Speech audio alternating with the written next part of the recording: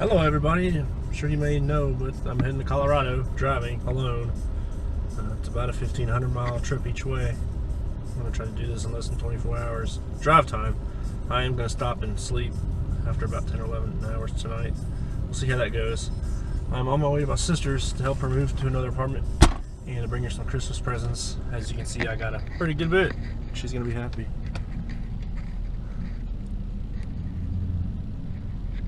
Whole back seat is full of Christmas presents.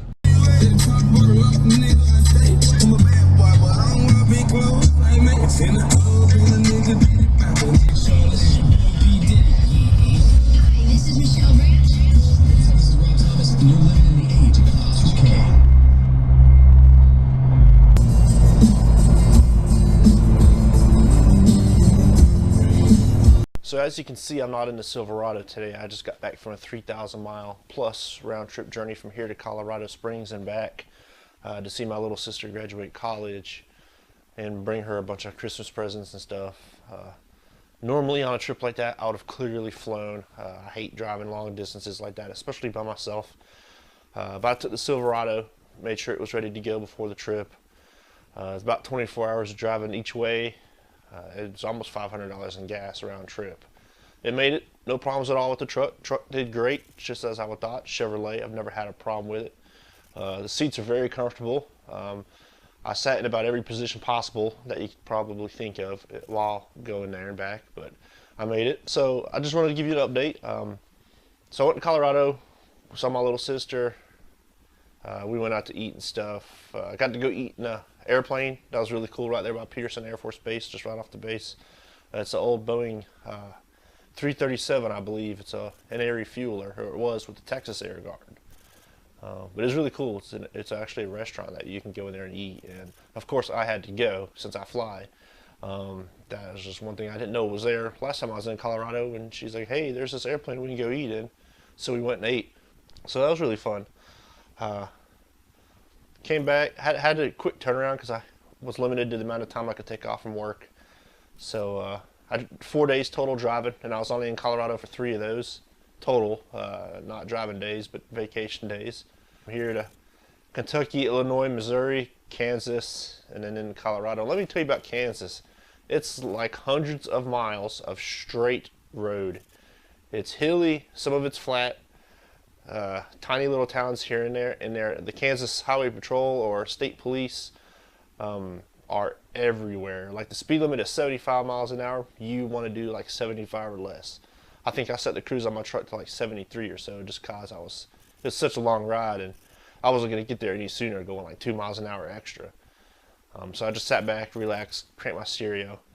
But it was a fun trip. I really enjoyed it. Glad I got to see her and take her a whole lot of Christmas presents. A lot more than I could put on a plane. That's why I didn't fly.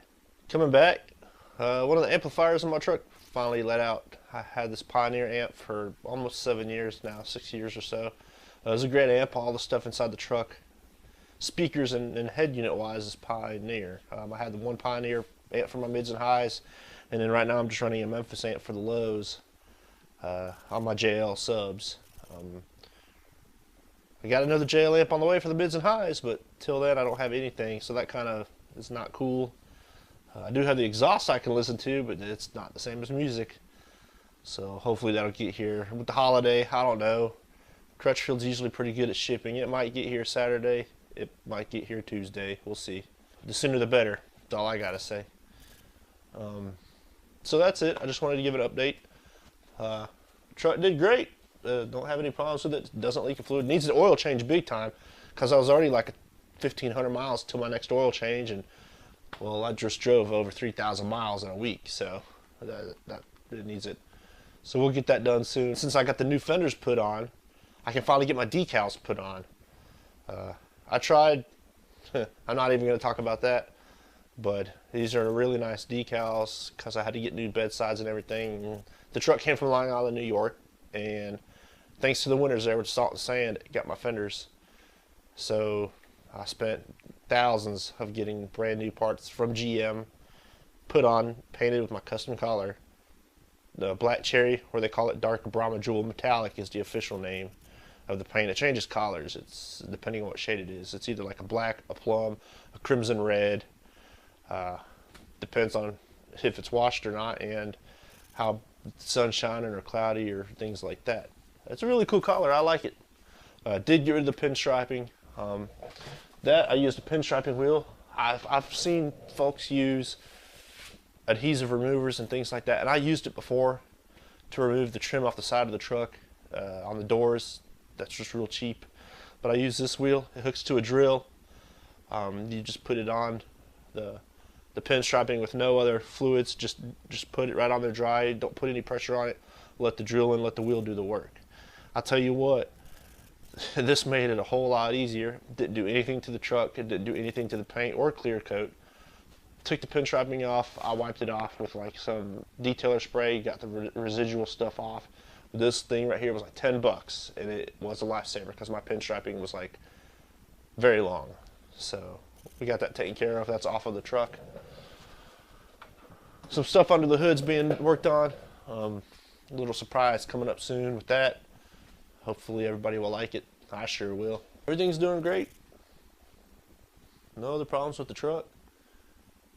It's just really cloudy outside, and I don't really feel like driving. I just drove thousands of miles, and then I got to work this weekend, so there's hundreds more. So today is no driving day, and that's it. Just wanted to give an update on the truck, what was going on. I hope everybody's doing great, and I'll see you next time. So my amplifier died. I still got the sub amp, Memphis M class from like 2004 represent for my subs. Down here was a Pioneer, as you can see. Just a bunch of wires. Not much left. That's gonna be fixed. Got a JL audio on the way. Just hope it gets here soon. So here's the Pioneer GM 6500F. I bought this in 2011 new from Crutchfield. It's lasted 6 years, surprisingly. I got the blue light of death blinking. I thought it was a bad wire connection. It wasn't. Checked everything. Battery's brand new. So I opened it up, and you can't really see what it is. The MOSFETs or the power supplies are still fine. They're not burnt. But some of this internal circuitry somewhere has fried. Bench tested the amp. Still blinking the blue light even with no signal. Try to put it on an external, another source and an external speaker here in my garage. Same thing, it didn't work. It would work for like 2 or 3 seconds, and then it stops. It starts blinking the blue light. I've heard a lot of these have this issue. Just now found it out for myself. Kind of a bummer. At least I made it back from Colorado, so I didn't have 24 hours of no music each way. But no, I do till the new amp gets here. But I got a JL audio coming, much better quality. It's got a regulated power supply, same output no matter what volts I'm at in the truck. This ain't did good. I've never had any problems with my Pioneer. This is my first Pioneer problem I've had since driving, so like 2001. Never had a failure. Really surprised me when this amp let go.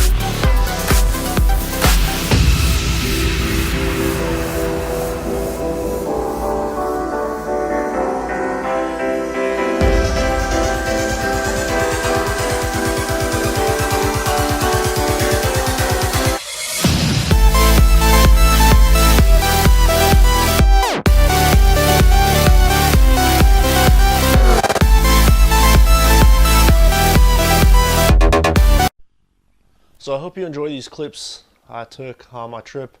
It's just me driving through the country, nothing to see but flat land and fields, farms. Didn't see any tornadoes, unfortunately, driving through Tornado Alley in the wintertime.